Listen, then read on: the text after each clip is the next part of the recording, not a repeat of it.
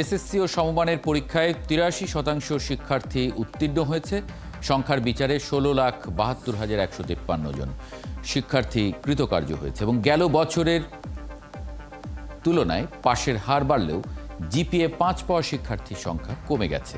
এবারও ছাত্রদের তুলনায় ছাত্রীরা বেশি পাশ করেছে। শারমিন নীরার প্রতিবেদন। করোনা মহামারীর ধাক্কা সামলে পূর্ণাঙ্গ নম্বর আর সময় হয়েছে এবারের এসএসসি পরীক্ষা। তাই অনেকটা শঙ্কা ছিল ফলাফল কাঙ্ক্ষিত না হওয়ার, কিন্তু সবকিছু ছাপিয়ে এবার কৃতকার্যের হার গেল বছরকেও ছাড়িয়েছে। এবার উত্তীর্ণের হারটা ৮৩.০৪%, গেল বছরের চেয়ে প্রায় ৩% বেশি। এসএসসির ফল পরবর্তী সংবাদ সম্মেলনে শিক্ষামন্ত্রী বললেন, কোভিড পরবর্তী শিক্ষার্থীরা পূর্ণাঙ্গ ক্লাস পাওয়ায় এবার ফল ভালো হয়েছে, তবে জিপিএ ৫-এর সংখ্যাটা কিছুটা কমেছে, সেটাও জানান শিক্ষামন্ত্রী। যেহেতু পরীক্ষার্থীর সংখ্যা কিছুটা কম ছিল, সেই কারণে হয়তো বা শতাংশের হিসেবে গিয়ে পার্সেন্টেজটা বেড়ে থাকতে পারে। এই বছরে যারা পরীক্ষার্থীরা ছিলেন তারা পূর্ণাঙ্গ পরিবেশে প্রতিষ্ঠানগুলোতে শ্রেণীকক্ষে পাঠদানের সুযোগটা পেয়েছিলেন। গেল কয়েক বছরের ধারাবাহিকতায় এবারও এগিয়ে ছাত্রীরা। ছাত্রদের পাশের হার ৮১.৫৭%, আর ছাত্রীরা সেই সারিতে এগিয়ে ৮৪.৪৭%। মোট পাশের হার ৮৩.০৪%। জিপিএ ৫-এও এগিয়ে ছাত্রীরা। ছেলেদের পিছিয়ে পড়ার কারণ জানতে চেয়েছেন খোদ প্রধানমন্ত্রীও। ছাত্রদের পরীক্ষার্থী হিসেবে সেখানে ১% যেহেতু কম অংশগ্রহণ হয়েছে, সেটার কারণটি কি, আর সেটা পাশের হারের ক্ষেত্রেও এবং জিপিএ ৫ পাওয়ার ক্ষেত্রেও ছাত্রদের যে সংখ্যা ছাত্রীদের চাইতে তুলনামূলকভাবে কিছুটা কম, সেই কারণটা তিনি অনুসন্ধান করতে বলেছেন। তিনি বিশেষভাবে বলেছেন যে ছাত্র এবং ছাত্রী তারা সমানভাবে যাতে এগিয়ে যায়, সেই লক্ষ্যে আমাদেরকে সুনির্দিষ্ট পদক্ষেপ নেওয়ার জন্য। ৯ সাধারণ শিক্ষা বোর্ডে এবার পাশের হারে সবচেয়ে এগিয়ে যশোর ৯২.৩৩%, সবচেয়ে পিছিয়ে সিলেট ৭৩.৩৫%। সংবাদ সম্মেলনে শিক্ষামন্ত্রী শিক্ষার্থীদের কর্মমুখী শিক্ষায় যুক্ত হবার আহ্বান জানান। প্রধানমন্ত্রীর কল্যাণে সৃষ্টি হয়েছে। শারমিন মীরা, ৭১, ঢাকা। ফলাফল প্রকাশের সময় প্রধানমন্ত্রী কিছু কথা বলেছেন যা খুবই আলোচনা তৈরি করেছে। শিক্ষা বোর্ডের চেয়ারম্যানদের তিনি বলেছেন, যার যার বোর্ডে আপনারা খবর নেন কি কারণে ছেলেরা পিছিয়ে। ইদানিং কিশোর গ্যাং দেখছি, এগুলো তো আমরা আসলে দেখতে চাই না। সেখান থেকে তাদের বিরত করা, একটা সুষ্ঠু পরিবেশ নিয়ে আসা আমাদের দায়িত্ব। প্রধানমন্ত্রী এটা নিয়ে খুবই কনসার্ন প্রকাশ করেছেন। আমরা এটা নিয়ে কথা বলবো। সঙ্গে আমরা আসলে জানতে চাই যে শিক্ষার্থীরা খারাপ করেছে তাদের কথা কি আমরা ভাবছি সামাজিক যোগাযোগ মাধ্যম সহ পরিবারেও, সেটা নিয়ে একটু কথা বলতে চাই। আমাদের সঙ্গে আজকে আছেন জগন্নাথ বিশ্ববিদ্যালয়ের উপাচার্য অধ্যাপক ডক্টর সাদেকা হালিম এবং মাধ্যমিক ও উচ্চশিক্ষা অধিদপ্তরের সাবেক মহাপরিচালক অধ্যাপক ডক্টর সৈয়দ মোহাম্মদ গোলাম ফারুক। আপনাদের দুজনকে স্বাগত জানাচ্ছি সংবাদযোগে। অধ্যাপক গোলাম ফারুক, শুরুতে একটু জানি যে ফলাফল কেমন হলো? ৮৩% পাশ করেছে পূর্ণ সিলেবাসে। এবার করোনাকালীন সময়ে আমরা যে নানানভাবে শিক্ষার্থীদের আসলে আমরা পরীক্ষা নিয়েছি, এবার তারা আসলে পূর্ণ সিলেবাসে পরীক্ষা দিল একদম পূর্ণাঙ্গভাবে। ফলাফল দেখে আসলে কি কমেন্ট করবেন শুরুতে? আমি অত্যন্ত খুশি এবারকার ফলাফল দেখে, কারণ সবাই ভয় পাচ্ছিল, বিশেষ করে শিক্ষার্থীরা। তারা এই প্রথম অনেকদিন পর পূর্ণাঙ্গ সিলেবাসে পরীক্ষা দিল। তারা একটু শঙ্কিত ছিল যে তারা আসলে পারবে কিনা। তারা আসলে দেখিয়ে দিয়েছে যে তারা আসলে পারে, এবং এবারকার ফলাফলটা খুবই আশাব্যঞ্জক। মানে আমি বলছি সার্বিকভাবে খুবই আশাব্যঞ্জক, এবং আমাদের শিক্ষার্থীরা খুব চমৎকার পারফরমেন্স করেছে তাদের এই পরীক্ষায়। তবে একটা বিষয় একটু বলি যে এখানে সার্বিকভাবে ভালো ঠিকই, কিন্তু একটা জায়গায়, এটা আগেও ছিল, একটা ইনইকুয়ালিটি আপনি দেখবেন। যেমন যশোরে আপনারা বলেছেন যে এটা প্রায় আপনার সম্ভবত ৯২%, এবং সিলেটে এটা ৭৩%। তার মানে এই যশোর এবং সিলেট, এদের মধ্যে কিন্তু পার্থক্য অনেক বেশি। এই যে ইনইকুয়ালিটি, এটা নতুন নয়, এটা পুরনো। সিলেটে সবসময় আমরা দেখছি যে একটু পিছিয়ে থাকছেন তারা, সবসময় থাকছেন সিলেট পিছিয়ে। তো ফলে এই বিষয়টা একটু নজরে আনা উচিত যে হাওড় অঞ্চল বা দুর্গম অঞ্চলগুলো, এবার পাহাড়গুলো কিন্তু ভালো করেছে আগের চাইতে, কিন্তু হাওড়টা আগের চাইতে মানে আগের মতোই রয়ে গেল। এই বিষয়টা একটু কর্তৃপক্ষের নজরে আনা উচিত, যে কারণ ইনইকুয়ালিটি একটা খুব বড় সমস্যা আমাদের জন্য। আমরা যে কোয়ালিটি এডুকেশন আপনার অ্যাচিভ করতে চাচ্ছি 2030-এর মধ্যে, এই কোয়ালিটি এডুকেশন ইম্পসিবল হবে যদি আমরা ইকুয়ালিটি বা ইকুইটি এটাকে আপনার নিশ্চিত করতে না পারি। ফলে এই বিষয়টা একটা খুব মানে জি, আপনি আর একটা খুব গুরুত্বপূর্ণ পয়েন্ট আনলেন সামনে। অধ্যাপক সাদেকা হালিম, ফলাফল দেখে আসলে কি কমেন্ট করবেন শুরুতে? এবং অধ্যাপক গোলাম ফারুক যেমন বলছিলেন যে এক সার্বিকভাবে সারা বাংলাদেশে 83% পাশ করেছে, কিন্তু সেখানে সিলেটে করেছে 73%। এবং উনি বলছিলেন যে এটা সবসময়ই করে, এমনকি যশোরে 92, সিলেটে 73। সেটা আসলে এটা সামাজিক কারণ, ভৌগোলিক কারণ, নানান কারণ থাকতে পারে, কিন্তু যেহেতু আমাদের এটা সমস্যাটা আমরা জানি, চেনা, প্রতি বছরই হয়, সেটা নিয়ে একটু কমেন্ট করবেন আসলে শুরুতে। ধন্যবাদ। আমি 71 এই চ্যানেলের মাধ্যমে আসলে সকল এসএসসি সমমান পরীক্ষায় যারা উত্তীর্ণ হয়েছে তাদের সবাইকে অভিনন্দন জানাচ্ছি, এবং খুবই আশাবানযোগ্য একটি খবর যে আজকে টোটাল যেটা পার্সেন্টেজ আমরা দেখছি 83.04%, তার মধ্যে প্রায় 84.47% হচ্ছে আমাদের নারী শিক্ষার্থী। আপনারা এখানে দুটি ডিস্ট্রিক্টের কথা বলছেন, সিলেট এবং যশোরের সাথে যে তুলনামূলক আলোচনাটা নিয়ে এসছেন। এখানে আসলে নতুন আসলে কোনো তথ্য আসেনি, এভাবেই যে কম্পারেটিভ অ্যানালিসিসে সবসময় আমরা লক্ষ্য করি যে সিলেটে মেয়েদেরকে যে পড়ালেখা করার সুযোগের জায়গাটা তৈরি করার জায়গাটা 73% যে এসছে, এটাও কিন্তু আসলে আমি বলবো সিগনিফিকেন্টলি হাই, কেন তার আগে আরো কম পার্সেন্টেজ আসতো। এখানে সোশ্যাল রিস্ট্রিকশনসটা অনেক বেশি। এখানে তাদের সমাজ মানে সিলেটের আমরা জানি যে খুব অল্প বয়সী মেয়েদেরকে বিয়ে দিয়ে দেওয়া হয়, বা তাদেরকে মানে পড়াশোনাটা আপনার মেট্রিকের পরে পড়াশোনা করার সুযোগই তাদেরকে দেওয়া হয় না। এবং মেয়েদের যে রোলটা, তারা মনে করে যে একটি নারীকে, শিশুকে আমরা বড় করছি, তাকে একটা ভালো বিয়ে দেওয়া হবে ইত্যাদি, বা তার ওইভাবেই তাকে সমাজে তারা প্রতিষ্ঠিত দেখতে চায়। কিন্তু আপনারা দেখেন সিলেটে কিন্তু স্কুল, প্রাথমিক, মাধ্যমিক এবং কলেজ এবং বিশ্ববিদ্যালয়ের প্রসার ঘটেছে। সেখানে পাবলিক ইউনিভার্সিটির পাশাপাশি বেশ কিছু বেসরকারি বিশ্ববিদ্যালয় হয়েছে, এবং সেখানে বিজ্ঞান প্রযুক্তি বিশ্ববিদ্যালয়গুলি তৈরি হয়েছে। সেখানে কারিগরি প্রশিক্ষণ দেওয়ার জন্য প্রশিক্ষণ কেন্দ্র আছে। তো এই বিষয়গুলো কিন্তু কেবলমাত্র যে একজন পুরুষ শিক্ষার্থীকে উৎসাহিত করছে, এখানে অভিভাবকরা তারা দেখছেন, এবং তারা আমাদের বাংলাদেশে যে প্রযুক্তির যে বিস্তারটা ঘটেছে তার মাধ্যমে তারা নারীরা যে বিভিন্ন পেশায় আসতে পারে সক্ষম, এবং তারা যে সাফল্যের সাথে সেই দায়িত্বগুলো পালন করছে, সেটাও কিন্তু তাদেরকে উৎসাহিত করছে। তো যশোর কিন্তু সবসময় এগিয়ে আছে, এবং বিশেষ করে আমরা বলি যে তথ্য প্রযুক্তি ব্যবহারের ক্ষেত্রে যশোর খুবই অ্যাডভান্স। আমি যখন তথ্য কমিশনার ছিলাম সেই সময়ে আমি লক্ষ্য করেছি যে এখানে মানে অভিভাবক থেকে শুরু করে সিভিল সোসাইটি সবাই কিন্তু এই তথ্য প্রযুক্তির উপর অনেক গুরুত্ব দেয়, এবং তাদের সমাজ ব্যবস্থাটাও কিন্তু একটা সামাজিক বিজ্ঞানে যদি আমরা লেখাপড়া করি, সেটা নিয়ে যদি আমি বলি যে সেখানে ইন্ডিকেটরস গুলোতে আপনি দেখবেন যে সেখানে সোসাইটি অনেকটাই প্রগ্রেসিভ এবং লিবারেল, যেখানে তারা মেয়েদেরকে লেখাপড়া করার সুযোগ দিচ্ছে, এবং তারা পড়াশোনাটা করে সেটার একটা আমি বলবো যে ঠিক একটা ব্যবহার তারা করতে পারছে। জি, তারই রিফ্লেকশনটা। অধ্যাপক সৈয়দ গোলাম ফারুক, আমরা আসলে যারা পাশ করেছে, যে 83% শিক্ষার্থী যারা ভালো করলো, ভালো ফলাফল করছে, তাদের কথাই বলছি, এবং সবসময় সেটাই, যারা জয়ী হয় তাদের কথাই আসলে সামনে আসে। কিন্তু এই বয়সে যে শিক্ষার্থীরা নানান কারণ থাকতে পারে, হয়তো খারাপ করে ফেলেছে বা ইত্যাদি, তাদের দিকটা আমরা আসলে ভাবছি কিনা, কারণ সামাজিক যোগাযোগ মাধ্যম সহ পরিবার, সমাজ, সব জায়গায় যেভাবে তাদেরকে মানে যারা পাশ করেছে তাদের আমরা অভিনন্দন জানাচ্ছি, ওদের কথাও কি আমরা ভাবছি যারা একটু এবার পরীক্ষায় খারাপ করে ফেলেছে? জি, অবশ্যই ওদের কথা তো ভাবতেই হবে। তবে এই যে আপনি ফেল যারা করেছে, এটা তো খুব অস্বাভাবিক নয়। এরকম ফেল করেই সবসময়, আমাদের দেশেও করে, বিদেশেও করে। তবে একটা বিষয় একটু বলি আপনাকে, যে এই যে ফেইলের যে বিষয়টা, এটা মূলত হয় হচ্ছে আমাদের যে প্রথাগত যে মূল্যায়ন পদ্ধতি, এই মূল্যায়ন পদ্ধতি এটা একটা বড় কারণ।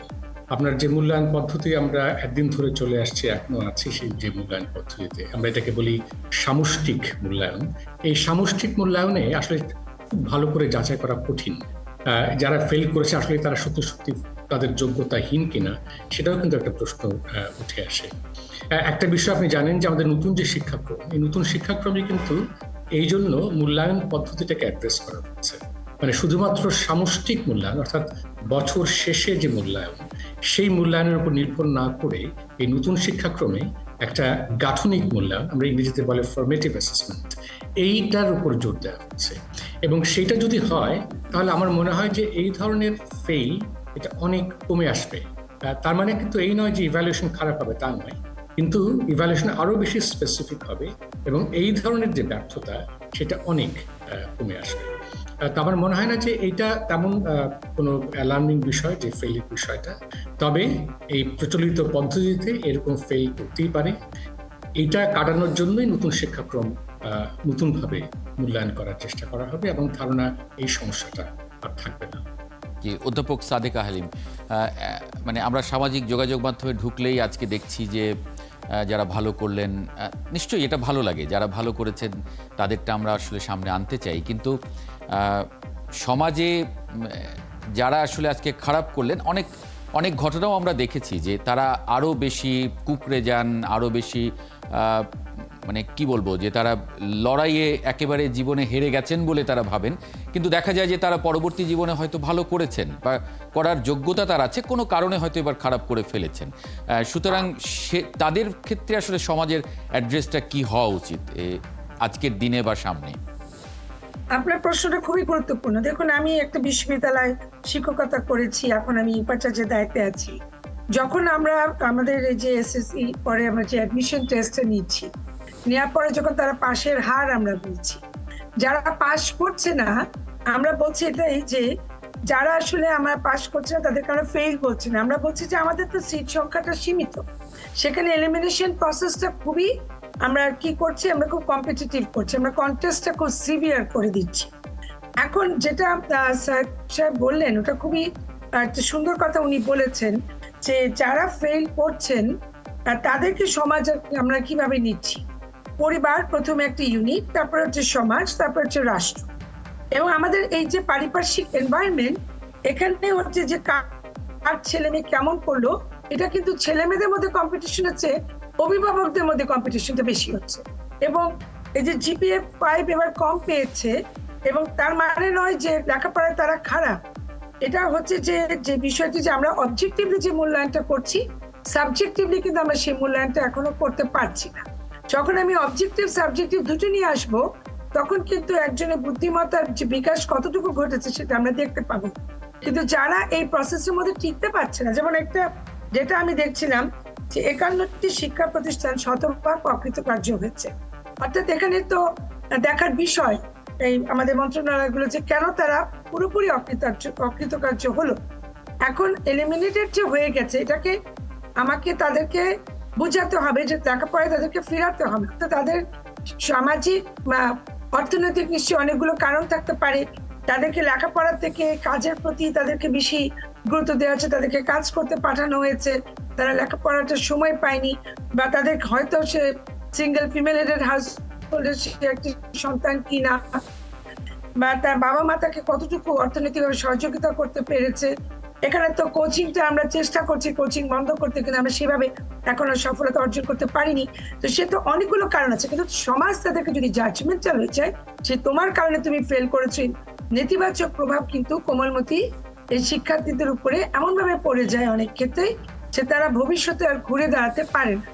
এই জায়গাটাই আমি অনুরোধ করব অভিভাবকদেরকে এবং আমার সমাজের ভাই বোনদেরকে যে আপনারা সেইভাবে একটি শিক্ষার্থীকে মূল্যায়ন করবেন না। সে যদি একটা সাবজেক্টে খারাপ করে, তাকে সে কিন্তু অন্য একটা সাবজেক্টে ভালো করতে পারে। এটাই কিন্তু আমাদের দেখার বিষয়। এখন কিন্তু আমরা কারিগরি শিক্ষার প্রচুর ছেলে মেয়ে আসছে, এবং সেটা পরিসংখ্যানেও ব্যান্ডবেজ একটি গবেষণার মাধ্যমে দেখাচ্ছে যে সেখানে বেশি ছেলে মেয়ে আসছে। তো এই বিষয়গুলো আসলে আমি মনে করি লক্ষ্য রাখা প্রয়োজন।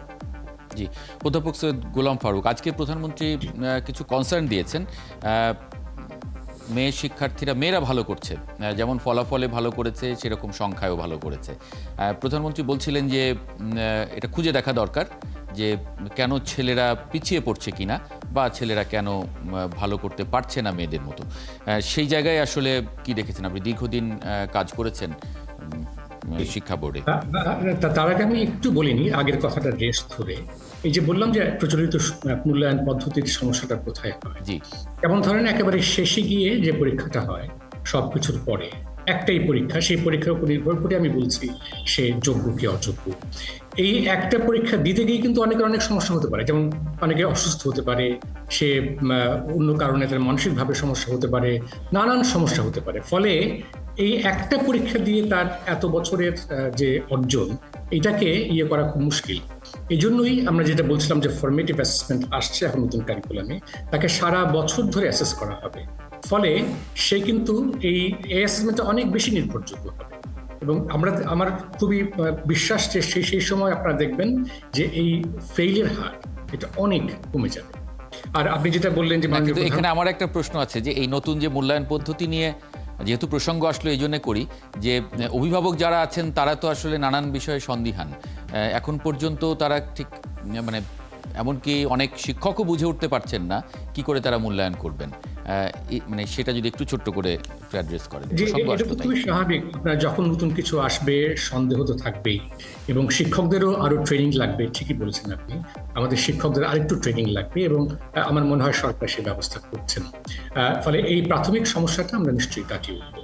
আরেকটা যে বিষয়টা আপনি বললেন মাননীয় প্রধানমন্ত্রীর কনসার্ন, এটা হচ্ছে যে মেয়েদের এগিয়ে যাচ্ছে, ছেলেরা পিছিয়ে যাচ্ছে। এটা অবশ্যই একটা মানে খুব চিন্তার বিষয় আমাদের জন্য।